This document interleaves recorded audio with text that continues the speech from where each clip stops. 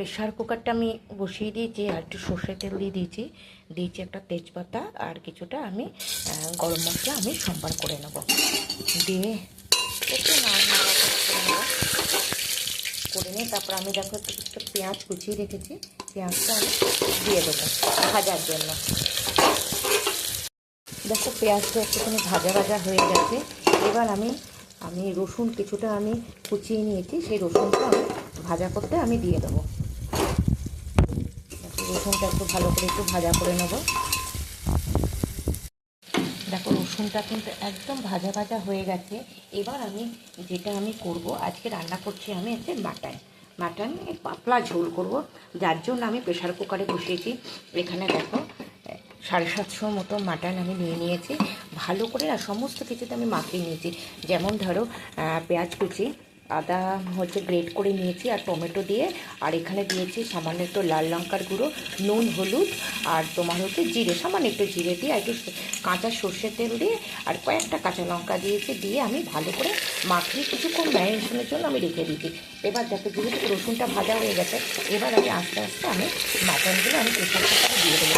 আর যে প্রেশার কুকারে আমি তৈরি করছি মাটনটা, আমি যেহেতু যেটা হালকা হালকা একটু গরম গরম করছে, আমি সেই জন্য আজকে আমি প্রেশার কুকারে মাটনের পাতলা আমি ঝোল তৈরি করবো।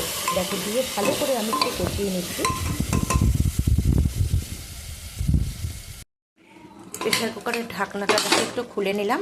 এবার দেখছি কতটা কি আমার কষানো হয়েছে। একটু ভালো করে একটু নেড়ে দিলাম। এবার আমি দিয়ে দেবো কিছু ক্যাপসিকাম আমি কেটে রেখেছিলাম, এটা আমি দিয়ে দেবো। এটা দিলে কি হবে, কালারটা কিন্তু খুব সুন্দর হবে।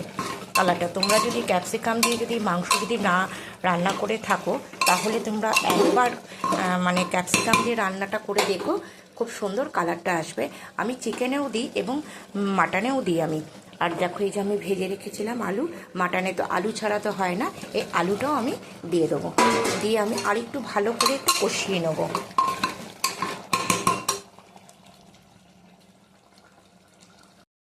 ঢাকনাটা দেখো সরিয়ে নিচ্ছি। কালারটা দেখো কত সুন্দর কালার এসছে ক্যাপসিকামটা দেওয়াতে। এবার আরেকটু আমি নেড়ে চেড়ে নিলাম। এবার আমি দিয়ে দেবো হচ্ছে জলটা কিন্তু আমি গরম করে রেখেছিলাম, সেই জলটাই কিন্তু আমি দেবো। মানে এখানে যদি গরম জলটা দাও তাহলে সেটা কিন্তু খুব ভালো হবে।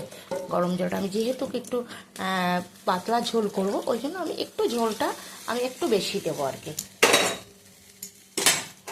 এখন জল দিয়েছি, দিয়ে এবার ভালো করে নেড়ে আমি প্রেশার কুকারটা এবার আটকে দেবো। যেহেতু আমি কষিয়ে নিয়েছি, ধরো অর্ধেকটা আমার সেদ্ধ হয়ে গেছে, আমি আর 3টে সিটি দিয়ে তারপরে আমি স্টিমে রেখে তারপরে নামিয়ে দেবো। দেখো প্রেশার কুকারের ঢাকনাটা আমি তুলে দিলাম। দেখো তৈরি হয়ে গেল প্রেশার কুকারে পাতলা মাটনের ঝোল। অবশ্যই কিন্তু একটা লাইক কমেন্ট শেয়ার করে দিও।